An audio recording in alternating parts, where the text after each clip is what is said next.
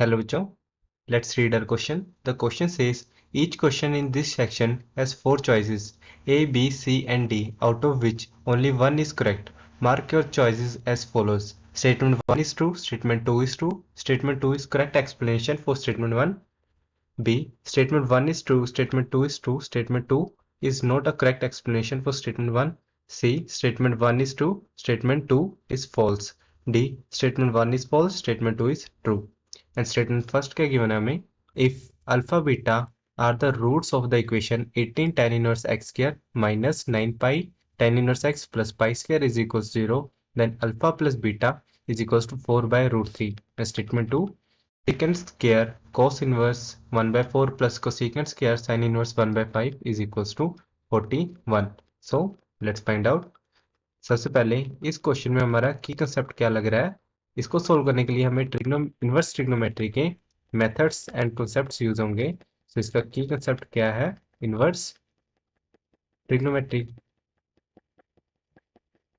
So now अब हमारी statement first का गिवन है, हमें स्टेटमेंट फर्स्ट के अकॉर्डिंग हमें इक्वेशन गिवन है 18 tan inverse x to the whole square minus 9 pi tan inverse x plus pi square is equals to 0 और alpha beta इसके रूट्स हैं. सो इसको सॉल्व करने के लिए सबसे पहले हम लेट करेंगे.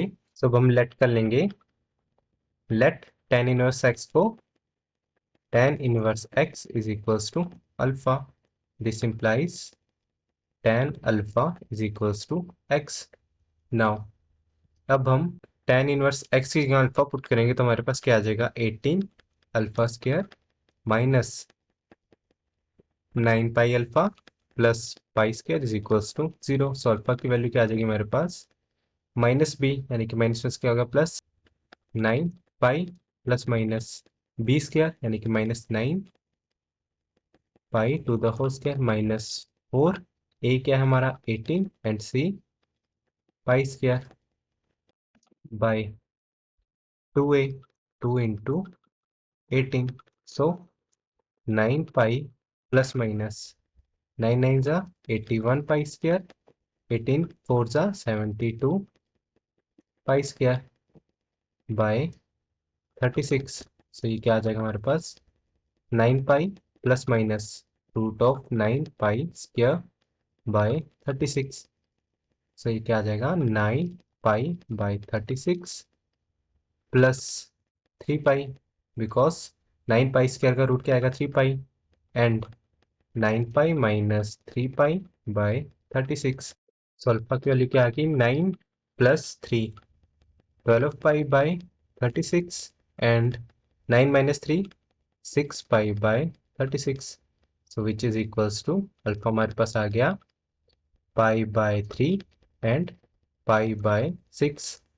सो दिस इम्प्लाइज अल्फा क्या हमारा tan x, tan of x is equals to pi by 3 and tan of x is equals to pi by 6. So this implies हमारे पास x की वैल्यू क्या आएगी, tan x pi by 3 value क्या होती है root 3 and tan x pi by 6 की value क्या होती है हमारे पास 1 बाय रूट 3. सो x की हमारे पास दो वैल्यूज आ गई, रूट 3 एंड 1 बाय रूट 3. अब हमें कहा गया था कि alpha beta are the roots of the equation and हमें बताना था कि रूट्स का सम क्या है, 4 बाय रूट 3 है या नहीं, यानी कि रूट 3 प्लस 1 बाय रूट 3 का सम 4 बाय रूट 3 होना चाहिए. So let's see, root 3 plus 1 by root 3 is equals to LCM क्या आ जाएगा root 3 and root 3 into root 3 3 plus 1 which is equals to 4 by root 3. So यही हमें स्टेटमेंट 1 में किया था कि दोनों रूट्स का सम 4 बाय रूट 3 होता है, which is true. So statement 1 हमारी ट्रू होगी. सो अब स्टेटमेंट 2 देखेंगे हम. स्टेटमेंट 2 क्या कहता है, स्टेटमेंट 2 के according secant square cos inverse 1 by 4 plus cosecant square sine inverse 1 by 5 is equals to 41. So ये हमने देखना कि ये सही है या नहीं. सो कोस इनवर्स 1 बाय 4 को हम क्या लिख सकते हैं, हमारे पास सीकेंट इनवर्स थीटा की वैल्यू क्या होती है, cos इनवर्स 1/थीटा, एंड कोसेकेंट इनवर्स थीटा की वैल्यू क्या होती है हमारे पास, साइन इनवर्स 1/थीटा। So therefore secant square secant inverse 4 plus cosecant square cosecant of 5 is equals to 41। तो इसको आगे सोल्व करेंगे, सीकेंट से सीकेंट इनवर्स कैंसिल, तो हमारे पास क्या बचेगा 4 का स्क्वायर, प्लस कोसेकेंट से कोसेकेंट इनवर्स कैंसिल, तो हमारे पास क्या बचेगा 5 का स्क्वायर इज इक्वल्स टू 41। सो 4 4 जा 16 एंड 5 5 जा 25। So 16 plus 25 दोनों का सम क्या आता है 41 which is equals to 41।